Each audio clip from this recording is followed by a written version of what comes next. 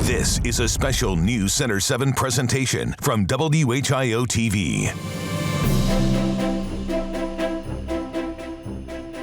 That's my weakness. We love being able to follow along and see people making a difference. Easy peasy. Giving their time and their hearts. I get teary-eyed when I hear someone talk about how they miss their husband. I want you guys to just hear, okay? Just a simple kick. And just People's laughter brings comfort and joy. Sit outside and would say, "Shine, Mr. Shine." 15 cents. I want them to know that there is someone who cares about their community. We're a group that just has been blessed, and we want to give back.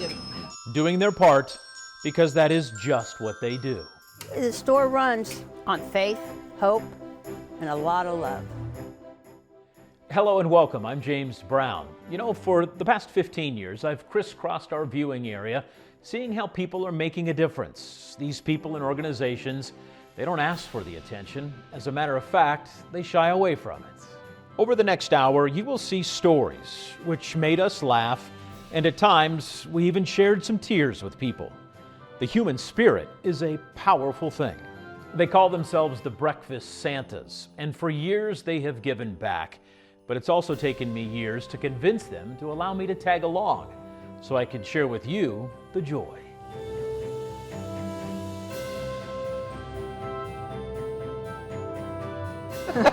With all these Santas, Good morning, how are you? you will not find any long white beards and no reindeer parked outside the brunch club in downtown Dayton. But inside, the griddle was hot, and so was the coffee, as the staff worked to keep up with a busy morning in the dining room. I'd like the veggie without. These Breakfast Santas played it off so well, their waitress had no idea. Without mushrooms and tomatoes. Okay. I was just thinking a big group first thing in the morning. Their plan, so much sweeter than even the sugar on the table. Like to have breakfast together at the holidays and give back. Each of these Breakfast Santas quietly put their money in the gift bag. Their waitress, Renee, worked fast to get everyone their food. And then the ham and cheese omelet. That's me. Thank you. Yours will be out momentarily. Okay, thank you. And everyone's order was perfect. And so was Renee's service. It's so incredible to be able to give something to somebody that is going to have a lasting effect on them. And when the moment came to ask for their bill, And we just believe in giving back at the holidays.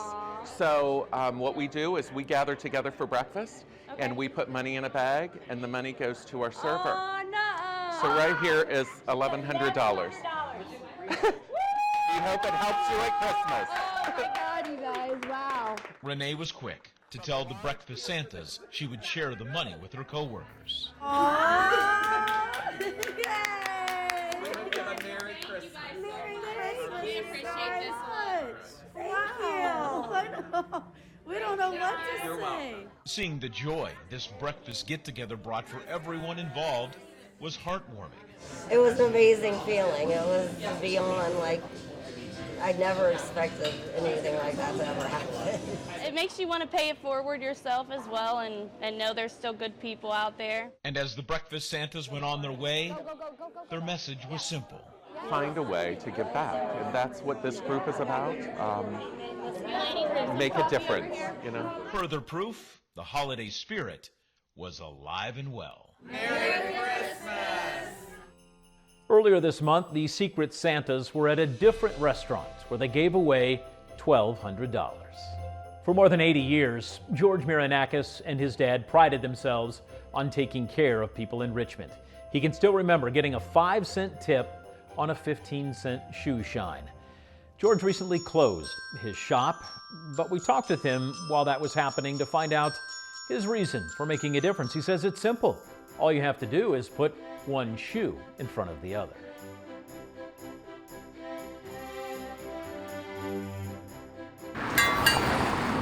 There's something to be said about a business tied to the same address for almost a century. You're almost like an artist. I try. This place was part of the American dream for Theodore Marinakis. In 28, he opened his shop here. And they worked There you go. 6 to 7 days a week. But in those days, there were 22 shops in Richmond. Almost 24 shoe repair shops and Maranaka Shoe Service. outlived and outworked all of them. Hi, George. Hello, hello. From right here on East Main Street. George is now 94 years old. And I started working here at the store at the age of 12 and been here ever since. His first job, Sit outside and would say, "Shine, Mr. Shine." 15 cents. shining people's shoes. They gave us a nickel, we were happy. At 94, George's mind is still sharp. He is witty.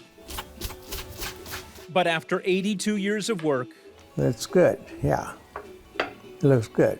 not even his tools and his attention to detail can fix this. And both the rotor cups are gone. So, when his doctor told him it was time to retire, there was really no soul searching for him. So up went the small sign at the front counter.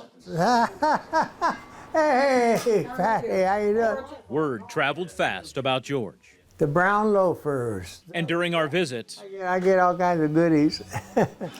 people stopped in one last time to show how much they cared for George.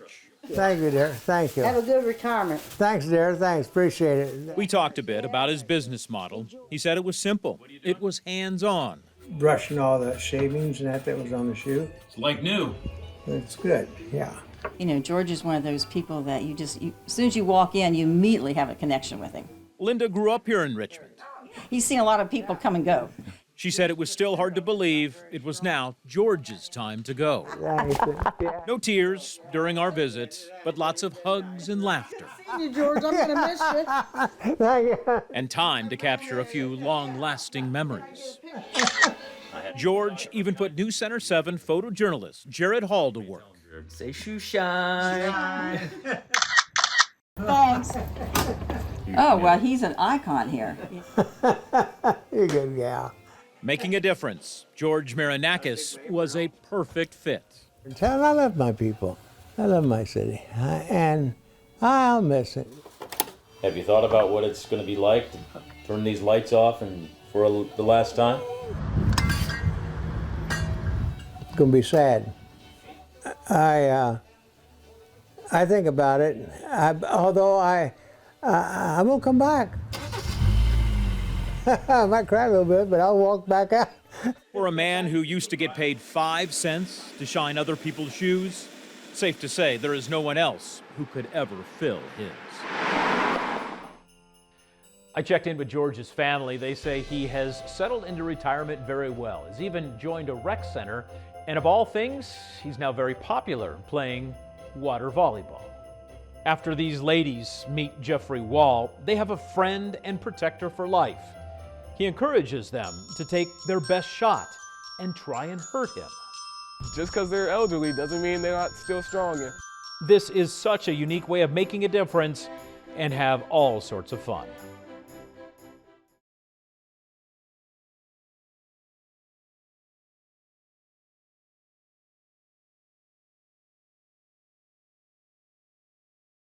Welcome back to our News Center 7's Making a Difference special. This next story involves a teenager with an infectious smile. He's constantly telling people his grandmother's age to take his best shot at them, see if they can hurt him. He says this is his way of getting them moving again. It's also his way of helping heal his aching heart.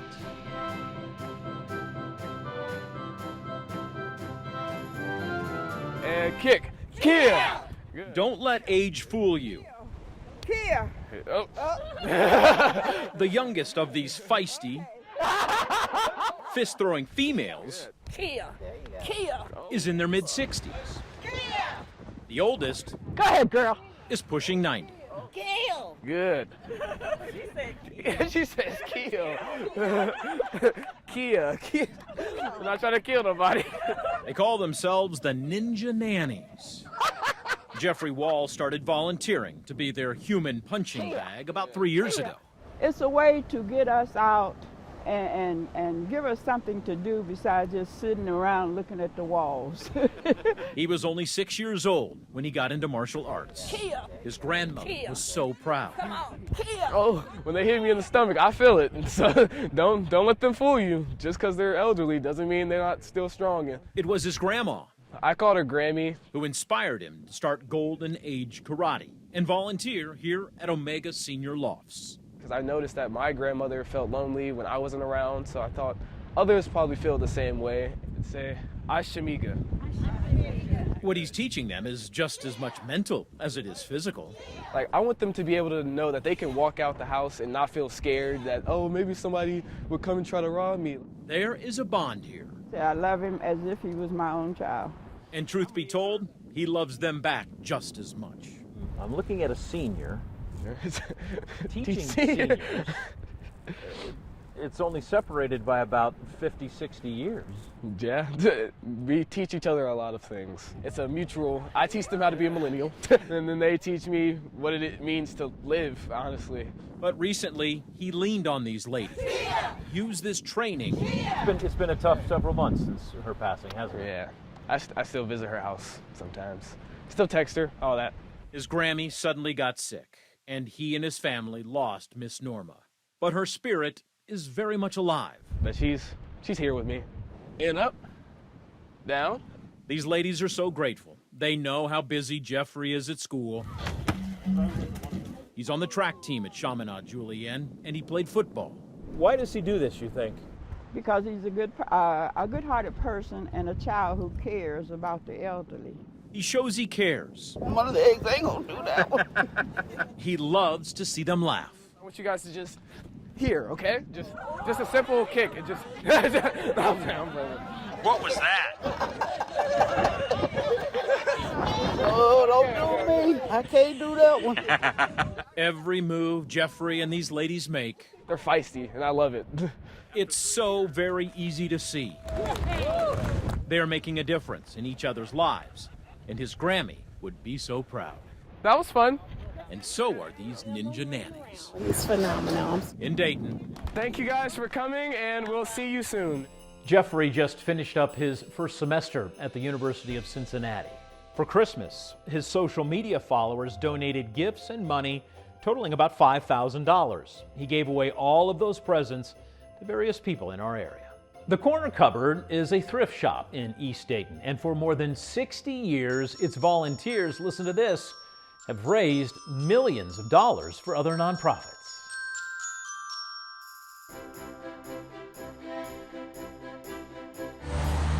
Nestled in here at the corner of Fillmore Street and Xenia Avenue. And it's a beautiful place. It's hard to miss the big, colorful mural that is the Corner Cupboard. Take you around back. We have lots of fun. Inside the big sorting area, it's as busy as can be. Guess what? I'm out of staples. This place is 100% volunteer. It's fun. We're helping others. Carol Wheeler and Pat Stemley have each been here more than 50 years. We're just all in the boys' clothes. Pat's mom volunteered here. It was a family affair for Carol as well. In this newspaper photo from 1963, this was her mother and grandmother at the Corner Cupboard. Pat and Carol, they're in charge of getting the boys' clothes ready to sell out front. Everyone has a specific job here at the Corner Cupboard. We're up to almost 85 volunteers. The story goes, in 1960, Gertrude Foley, seen here on the far right, along with Margie Mott in the hat, and two other women started all this. They got together donations. They passed them along to their daughters, who were nuns with the Glen Mary Sisters of Kentucky. They gave the things to people struggling in Appalachia. As the Corner Cupboard grew, the moms started selling the donations. And that money went to feed the hungry down south. But over the years, the thrift store started donating money. Lots of money to nonprofits around the Dayton area. Today, that nonprofit list has more than 40 names, which get money every few months. We'll hit the $4 million mark, which we're really happy. And I'm sure the four ladies who started this in 1960 never imagined that we would make for $1 million.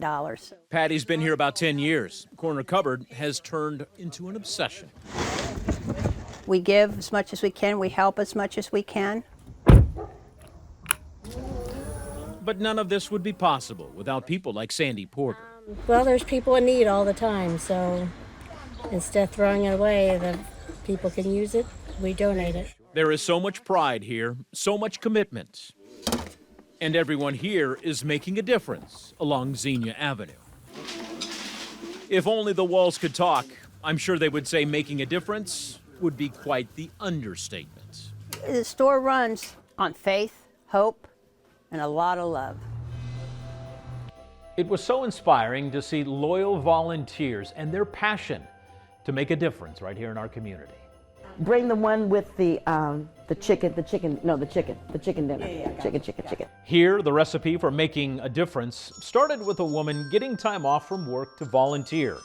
But even after she retired, the crockpot lady got even busier on the other side of the break.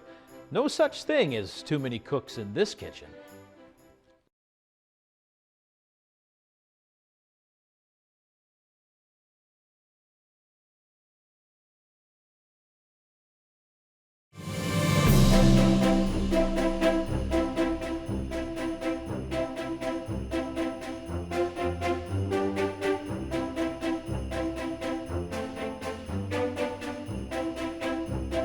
Welcome back. What started as a way of volunteering turned into an obsession for Eva Wells. I want to show you how she's making a difference, and she has a nickname she's very proud of.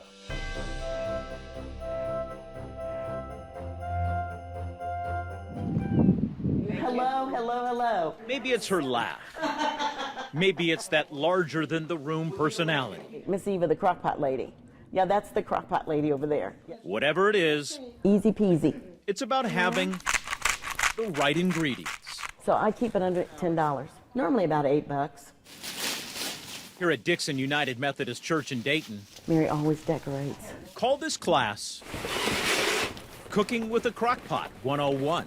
Here we go. The church invited the crockpot lady How you doing? Good. to stop by for some fellowship and share some of her favorite simple, healthy recipes. So we're making chicken pot pie, one of my grandmother's favorites. Eva grew up on a farm in Indiana where nothing went to waste. So I would stand on one of the little stools and watch my grandmother cook. And so she would, okay, let's add this, salt and pepper this. So that's how I learned how to cook. Miss Eva has high blood pressure, survived breast cancer, but cancer took her husband Larry in 2008. We all need to be healthier. She is on a mission I'm gonna add some chicken broth in there. to help teach others to eat better. Then I'm going to add my cream of mushroom and my cream of chicken. And that's on your recipe. The goal? Rotisserie chicken. No more than 10 to 15 minutes of food prep. So basically, we're done, ladies. Turn on the crock pot and let it do its thing. And when it came time for the taste test, It's good. altogether, the crock pot lady shared 4 recipes. Bring the one with the chicken dinner. Chicken. Yeah, chicken. Each one looked, smelled, and tasted as good as something you might expect in one of those fancy restaurants where you gotta know somebody to get a table. Because this was great education. This was fun. And she can cook. And for dessert, That's my weakness. this mouth-watering cherry pineapple cobbler delight. So I'm not hearing any talking now, huh? Huh, ladies? Remember that new box we saw Eva open earlier? She uses money from a micro-grant to buy and give away crock pots to help people get started. So I've probably given away about 100 crock pots. They are very, very thankful, because 9 times out of 10, they don't know they're going to receive a crock pot. I didn't expect that. That was so awesome. Eva said she wants to be around a bit longer to enjoy life, share healthy recipes, and hopefully give away a lot more crock pots. Yes, as many crock pots as I've handed out, and the people that I've met and the people that I continue to meet, I would say yes. Yes, I've made a difference. Here at Dixon United Methodist, I'd say this was the perfect recipe. Ladies, it has been my pleasure. With just the right amount of seasoning and TLC. From my kitchen to your kitchen, bon appetit. I'm not sure I'm going to look at an orange or a piece of fruit the same way ever again after what we saw in Greene County. The fruits of a group's labor is making a difference.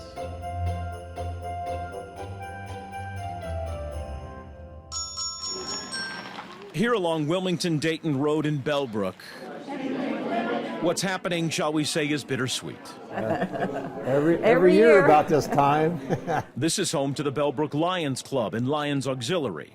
This is our tribute to the widows and the widowers. Ernie and Jean Yoche have been in charge of all this going on 20 years. Yeah, we get a lot of them that cry, and it doesn't make any difference whether it's their first year or whether they've been getting it for several years. It's still an emotional time for each of them. This Christmas tradition goes all the way back to 1954, when men in the Lions Club delivered just about 20 fruit baskets to widows in Bellbrook and Sugar Creek Township. Then decades later, 1990, the women started doing the project for the men. The baskets with red ribbons go to widows. The white ones go to widowers. And this year's delivery list, Alice, James, Eleanor, Gary, has more than 240 names. Year after year, each person's name on these cards, Miss Joyce Irwin, has their own story. William, Jeanette, Tim, Julie, Paul, Charlotte, Anthony, Rose, Ron, Barb. And then, just like that, everybody here went to work, grabbing 1, 2, some even 4 at a time. They loaded them in their cars, and off they went, spreading out across town and the township. Okay, the first year we came here was 2007. Dodie Morgan's been doing this more than 30 years. I'm kind of an emotional person anyway. This is Alan Huffman's 11th. I'll get teary-eyed when I hear someone talk about how they miss their husband. Alan's first stop with fellow Lions Club member Jim Common, Merry Christmas, was to a widow's home they have visited for years. I know Joe's been gone 14 years, and oh, the first one you get, I cried. Just a couple minutes of their time made such a difference. Well, I'm going to enjoy this. Well, good. I hope you do. Merry Christmas. Merry Christmas. Across town, Dodie and Linda Worthington stopped by Jim Russell's house.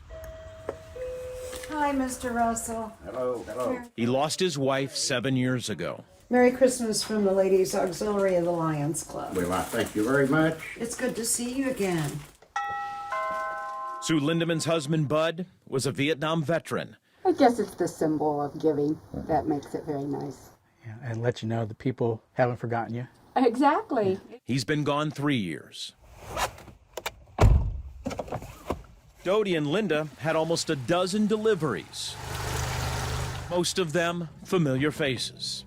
Well, I got apples, looks like grapes, and I see what I'm going to have for breakfast,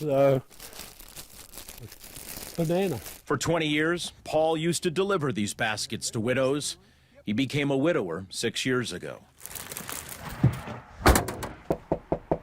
And at Julie Arden's house, not a day goes by she does not think about her husband, Jim. It's now been 12 years.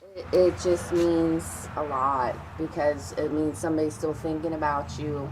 Spending time with all these folks, I could not help but be reminded. Yes. At times, it's easy to forget just how precious every day is. We are all on this walk, this journey of life. I appreciate you guys so much. And around that next corner, Well, thank you. you just never know who you will find It's kind of hard, but it makes you feel good. making a difference. It is fulfilling, yes, you know, that you're doing something for the community. You have a very Merry Christmas, okay? You too. The Lions Club told me there's some widows they've been delivering to since the 1990s.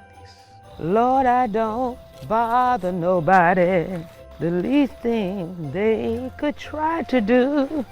Not too many people would get dressed up to pick up other people's garbage. But then again, you're not going to find too many people like Vindola Lawrence. We're coming right back.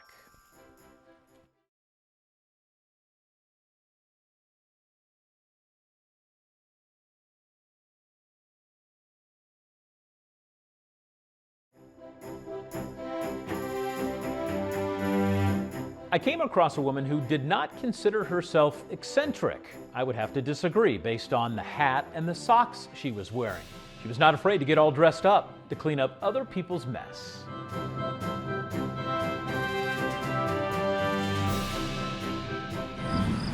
Don't move my mountain. Here on Bish Avenue, just off West 3rd Street in Dayton. But give me the strength to climb. It's hard to miss Vendola Lawrence's place. And Lord, Her parents raised her in this house. don't take away my stumbling block. Bish Avenue is about the length of 2 football fields, and she has such fond memories here. I actually left Ohio in 1989. Her job with the Veterans Administration took her to 3 different states before retirement. Her parents passed away, she inherited their home, and when she moved back to Dayton a couple years ago, I wasn't used to nothing like this. things had changed. The community didn't look like this. Abandoned homes, vacant lots, and trash. Paper, baby diapers, canned. Lots of trash. And they just feel like they can just dump it there and ain't nobody gonna see it. Vendola said the place looked more like a dump and not the quiet little corner of the world she called home. Instead of complaining about it, I just started doing it. She suited up, and with a trash bag in one hand and her trash grabber, thing of a jig in the other, this woman in her 60s went to work, striped socks and all. This is paper. It's also plastic soda bottle. And the list goes on. I don't like seeing trash, when I'm looking straight ahead at that empty lot.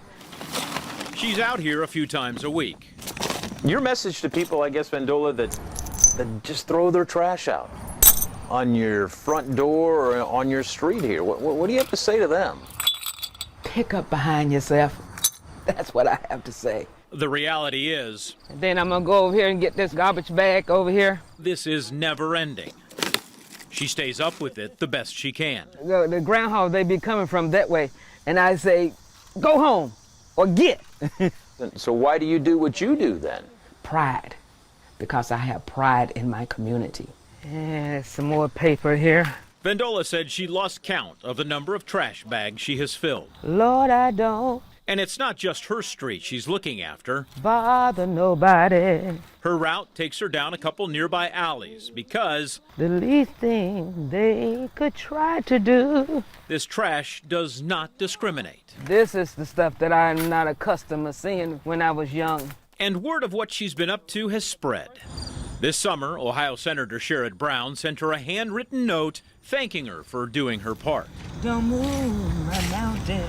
I asked Vendola what's her message to the people who are so careless with their trash. First of all, those that are littering, stop doing it. Put their garbage in a trash can. And maybe by sharing her story, more people will not make their trash somebody else's problem. I want them to know that there is someone who cares about their community. It's just her way of doing a little trash talking. Are you making a difference?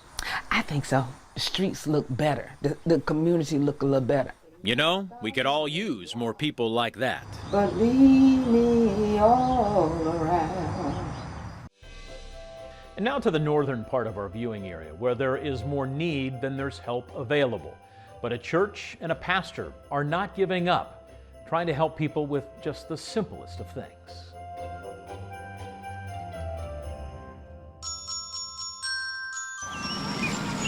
Mercer County's entire population is just north of 42,000, so said the U.S. Census Bureau. These parts might be best known for the rich, fertile farmland and Grand Lake St. Mary's. But here, surrounded mostly by open fields, runs this single-lane gravel road. Nestled in the trees about a half-mile back sit the very real, harsh, unpleasant realities of life. Homelessness has been a problem in Mercer County that most folks have denied, said it's not. About 10 years ago, Pastor Brosher and Abounding Grace Church opened up their 30 acres to people who had no other place to go. A lot of folks lived out here in tents, and so finally we come to the point of saying, You know, we've got to do something. So That something happened in 2015. God just said very clearly, you need to build some cabins. A year later, it added another and another, and now there are 11. Our cabins are always full. I get phone calls, honest, every day. Each cabin the same size, a simple light outside by the door, along with dark shutters and light brown siding. Inside, there's a bed, bathroom, and a small kitchen and heat. There's no cost here. When folks come, they're coming from a place of extreme poverty. They're on the street. They may be bouncing from couch to couch. There is so much need. Pastor Brosher said he could easily fill another dozen cabins if they had them. I had a boy call me yesterday and told me that he is actually living under a bridge, and we're trying to figure out something for him. Rough estimate, Hand Up has helped easily 250 people. Our oldest person that we've ever had here is 92. And the youngest, a baby born in early January. Mom is only 20 years old. It's hard to see people hurting and not do anything about it if you truly care about people. He said none of this would be possible without the daily, weekly, and monthly support from the Mercer County community. Here is how Hand Up Village works. It does not charge its guests anything, but while offering a hand up, there are expectations. Get them a job. While they're living here, they have to deposit at least 50% of what they make into a hand-up savings account that they cannot touch until they leave here for the purpose of renting a place, paying deposits for utilities and those kind of things. And people know from the beginning this is entirely faith-based. I was thirsty, and you give me a drink. And they must go to any church of their choosing, anywhere in Mercer County. I was a stranger, and you invited me into your home. Hand Up Village said each person's situation is unique, and each person's average stay here is about 6 months. I'd like to say that every person that comes here is a success story. That'd be a huge lie. Not everybody that comes changes. Not everybody that comes wants a hand up. A lot of folks want a hand out. But overall, there are more stories of success. And they're so excited to see the smiles on their faces, and they say, we've never, ever had this much money in our entire lives. And to see that confidence is a wonderful thing. And as Pastor Brosher looked back on the last 7 years, he called all of this a huge blessing for all involved. Regrets? No. I just wish we'd have done a little bit sooner. This is really making a difference. It's really helping people. On a farm, work is never done. And in Clark County, kids were excited to show up here and go to work. The lessons and love experienced changed their lives.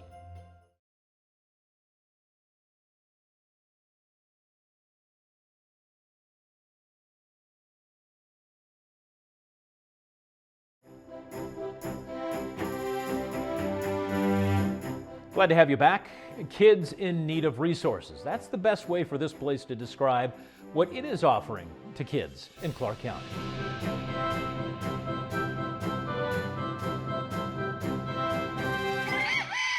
What you see here is what folks call On the Rise Farm. Deb McCullough And I grew up on a farm. Is one of its founders. And I know that really helped me. And I was hoping that maybe I could help other children. 20 years ago, That one right there, that little one. Deb was in her early 40s. And she's been laying us pearls. And she was a realtor. I needed to find what I was supposed to be doing in my life. Her purpose, her mission, focus on kids who need some extra help. Our basic 3 things are life, social, and employment skills. The philosophy here, offer a place where they can learn and thrive. You know, maybe they've had some family problems, maybe they've had some school or community issues. And over the past 2 decades, Deb said this farm has helped thousands of kids figure out who they are and point them in the right direction. Attendance, grades, staying out of the court system, getting along with their families, things like that. Here, kids 10 to 14 years old are responsible for keeping the farm going. Make sure you rock them, Shane. When they come, they have daily chores. That's 1.5. Deb said it teaches them structure, responsibility, and accountability. But sometimes it can be challenging. I was what most people would call a bad kid or a bad child. Ari said she used to have problems with authority and struggled to talk with people. He has a lot to say. But that all changed when she started coming to the farm and spending time with Miss Deb. I call her my second mom. She has love for us beyond imaginable. She provides stuff that she doesn't even have to do just to help kids and make them better themselves. Shane Baker loves the farm. Everything, really. Being outdoors, having fun, cooking our own food with Miss Deb, gardening.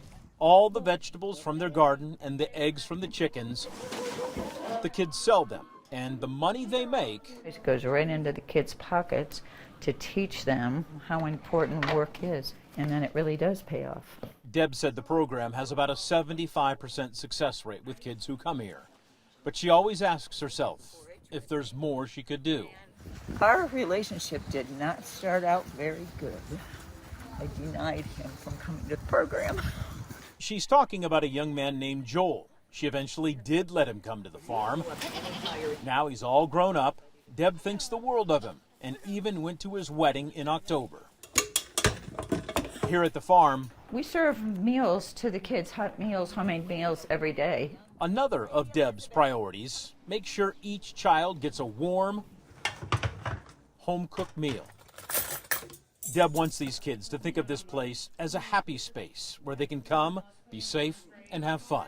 We're trying to be that person that they can call, they can relate to. She knows being a kid can be tough, but it's her mission to make their journey just a bit easier. This is my whole life. It really is. It's the love of my life. And it's gotten to be kind of who I am. Making a difference. Deb just wishes she would have started this much sooner. AAA estimates more than 7 million people are flying during this Christmas week, and people flying in and out of Dayton International are lucky. They might just come across a TSA worker making a difference in ways they never expected.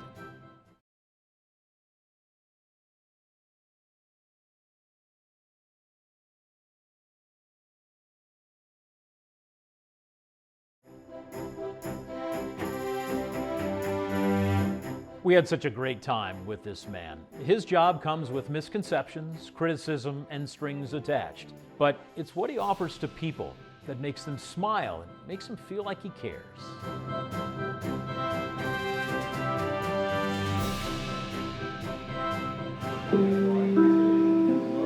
Come on up, sir. Just need your picture ID, please. Most people who walk in these doors. The current local time is now 10:30 a.m. Brett, you have a pretty smile, man. Are for folks flying out of Dayton. It's gonna be all right. All of them. Yes, ladies. First have to maneuver their way through TSA's checkpoint. Come on up, ma'am. Don't be shy. TSA worker Reggie Harris has been on the job here in Dayton about a year. Altogether, he's been in this line of work more than a decade. Come on up, young lady. Don't worry about it. Follow the yellow brick road. That's it. That's like Dorothy and what's that dog named, Tito? He has never met a passenger. I love you too. He has not tried to make smile. Oh, I thought she was talking to me. Can't help but wonder if Charm might just be his middle name. See, they all love me around here, so. If Charm is not, maybe he should consider changing it. Once again, folks, smiles are not required, but they are encouraged. So if you're not smiling, you're having a bad day, just go back and think about that for a while, then come back. Reggie says too many people have jobs where they have to go to work. That's it. I just love doing what I do. That's the bottom line. You know, I love working with TSA. Come on up, young lady. Passengers keep coming. Lane 4. And so do Reggie's one-liners. I need to see your face, baby girl. Yes, it would have been helpful if you smiled a little bit. You know, smiles are not required, but they are encouraged around here. And you are from Georgia, so it's legally required for you to smile. So. He calls himself a people person. I make them all laugh sometimes. Says he is blessed to have a job where he gets to go to work. You got a nice smile. Oh, thank you. Understandable considering the job he had before. Like somebody got to do it, but you're able to. That's all right. Where he said he had to go to work. I made a path right there for you. I was a corrections officer. How'd that go? Well, I didn't have to have customer service. There was no customer service whatsoever. You know, it was a gated community, and our residents stayed for a long, long time. Being a corrections officer, Reggie said he could not be himself. It's just something I can do every day, and I love to come to work. The best part is if somebody says, if I make somebody smile that's not smiling, and they say, "You just made my day." I mean, that's worth it to me. Remember Jane Williams from Atlanta? How long have you been in Georgia? 30 years. You're from Georgia now. Just a few seconds with Reggie made a difference. Friendliness to me in the airport, of all places. I wasn't expecting that this morning. I really was not. And he made me smile about literally nothing. He made me smile because I wasn't smiling. And of all the people Reggie interacted with during our visit, only one passenger refused to crack a smile. ID, I'm gonna need to see your face, please. Sure. Nice, nice smile. You bring sunshine to everybody you walk up against, right? But in all seriousness, Reggie, his co-workers, and the TSA, they have a job to do. TSA is tough when we take our job serious. But why not, you know, if somebody's come here and they're upset, or why not make them smile for just a minute? Their number one priority, making sure people and their planes are safe. You know, sure, y'all running away from home. There's a lot of stuff here. And at times with personal items and people having to take off their shoes. It can be a profession where their customers might not be so complimentary. And their customers might be a little nervous. Nah, this is my first time ever flying. A little frustrated and a little emotional. I want you to pay close attention. Listen and see how Reggie picked up on a young lady struggling and how he helped her walk through much more than just the TSA line. It's gonna be all right. You're gonna be okay. It's gonna be okay, for real. What's wrong? What happened? What happened? Long distance with my boyfriend. He loves you, though, right? Okay, well then that's all that matters. Did he give you a ring yet? I know. Yeah, well he went to, let me see the ring. He went to Jared. I've seen rings like that look worse than that. Look like they went to a brother named Jared. You're making me look stupid in the airport. Why? You're not looking stupid. You're in love. Anything in your pockets? Is that your final answer? Yeah. All right. Rings off though? No. You ready to give him up already? Golly. That right there shows this is so much more than a job for Reggie Harris. She touched his heart, and he helped put a Band-Aid on hers. It seems as though you're part TSA employee, part therapist. I don't know about therapy, but I might need therapy. Yeah. But, Don't we all? At some point in time, you know. Reggie was born in Dayton. Yes, that is you. You're from Germany. Yep. Guten Morgen. He moved away when he was a teenager and later joined the Air Force. Yeah, I got beat up in Germany once, but she was real tough. Oh.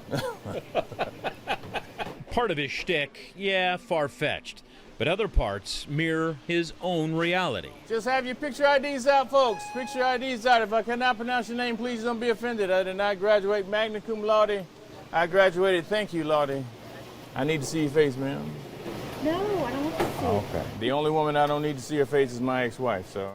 Reggie admits understanding and dealing with his own personal problems and challenges has helped him become a better listener and communicator. Just your picture ID? You are from Iowa, so you're all right with me. It's all right. Yeah. You know some people in Iowa? No, I got beat up in Iowa, but yeah, she was tough, though. She was real tough. I'm going to go back and have her do it again because something about it felt right. Thank you for your good humor. Yeah, no problem. He says it's important to treat each person who comes by like a real person. He gave me a good smile, a good laugh. I mean, does that happen when you go through TSA normally? No. This is the first time. He just enjoys making people happy. Yeah. And he did. He succeeded with me. You can come over here. I do the same thing they do. I just do it with way more style. Not sure Reggie's ever been at a loss for words while on the clock with TSA. Everybody's moving up, just like George and Wheezy. You don't know who George and Wheezy are. No. We have all heard that saying. Right over in lane 3. A picture is worth 1,000 words. Wow, you're a ray of sunshine. Thank you. Safe to say, that is not the case with this story. That works. Because it's me. Yes, it is you. I'm glad it's you. I'm glad you met me. I know. Yes. Thank you. You're welcome. making a difference. Yes, sir. Every single day. And that, my folks, might just be an understatement. You have a good day. I don't know how to have a bad day. It's my superpower. As you see, Reggie is one of a kind, and Dayton is truly lucky to have him. We want to thank everyone who has allowed us to share their stories of making a difference. And as we look ahead to the new year, we can't wait to find so many new ones.